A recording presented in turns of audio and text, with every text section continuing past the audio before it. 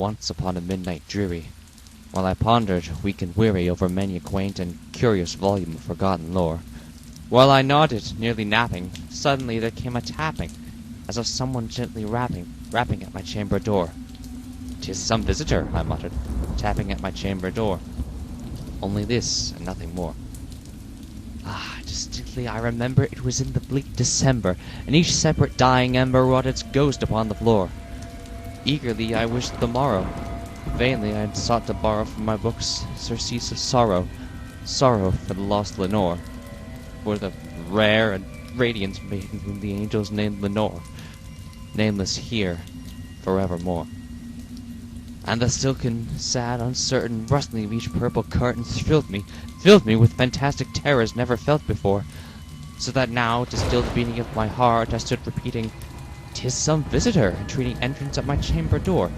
Some late visitor entreating entrance at my chamber door. This it is, and nothing more." Presently my soul grew stronger, hesitating then no longer.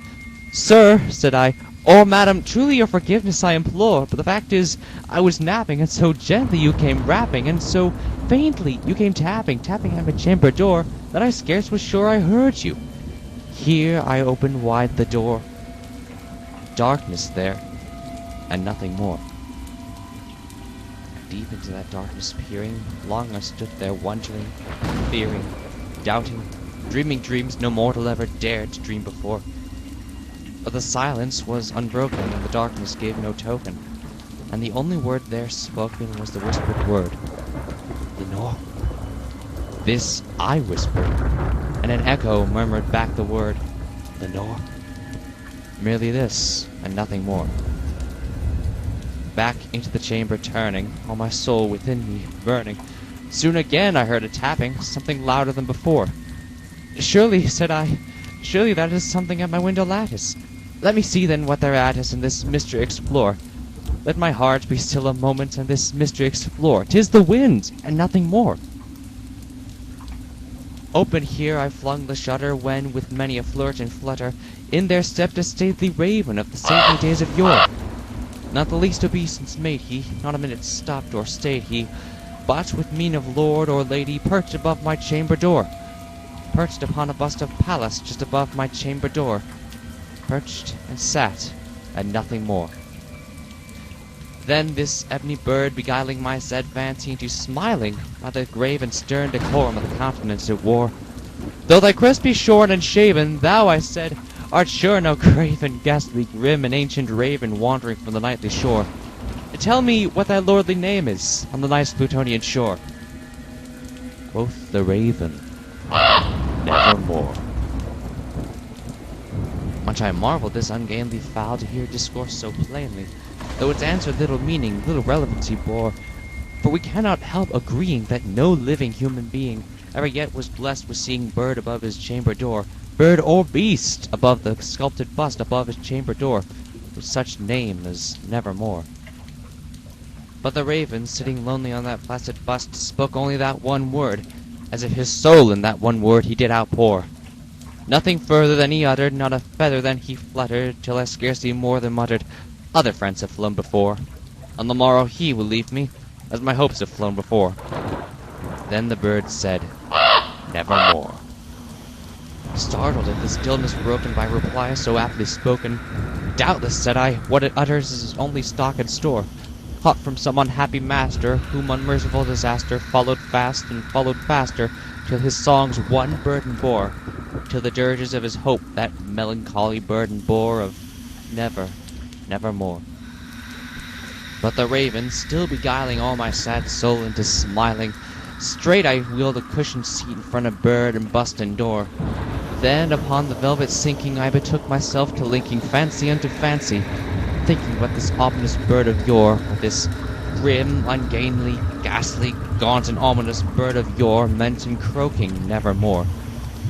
This I sat engaged in guessing, but no syllable expressing to the fowl whose fiery eyes now burned into my bosom's core.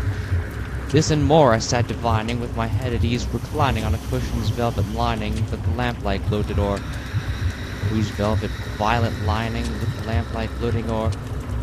She shall press, nevermore. nevermore. Then, methought, the air grew denser, perfumed from an unseen censer swung by seraphim, whose footfalls tinkled on the tufted floor. "Wretch!" I cried, "thy God hath lent thee! By these angels he hath sent thee respite and nepenthe from thy memories of Lenore! Quaff, oh quaff this kind nepenthe, and forget this lost Lenore!" Quoth the raven, "Nevermore." "Prophet," said I, "thing of evil, prophet still if bird or devil, whether tempter sent or whether tempest tossed thee here ashore, desolate yet all undaunted on this desert land enchanted, on this home by horror haunted, tell me truly I implore, is there balm in Gilead? Tell me, I implore." Quoth the raven, "Nevermore." "Prophet," said I, "thing of evil, prophet still if bird or devil, by that heaven that bends above us, by that God we both adore, tell this soul with sorrow laden, if within the distant Aden it shall clasp a sainted maiden whom the angels name Lenore, clasp a rare and radiant maiden whom the angels name Lenore." Quoth the raven, "Nevermore." "Be that word our sign of parting, bird or fiend," I shrieked up, starting, "get thee back into the tempest and the night's Plutonian shore! Leave no black plume as a token of that lie thy soul hath spoken! Leave my loneliness unbroken, quit the bust above my door! Take thy beak from out my heart, and take thy form from off my door!" Quoth the raven, "Nevermore." And the raven, never flitting, still is sitting on the pallid bust of Pallas just above my chamber door. And his eyes have all the seemings of a demon's that is dreaming, and the lamplight over him streaming throws his shadow on the floor. And my soul from out that shadow that lies floating on the floor shall be lifted nevermore.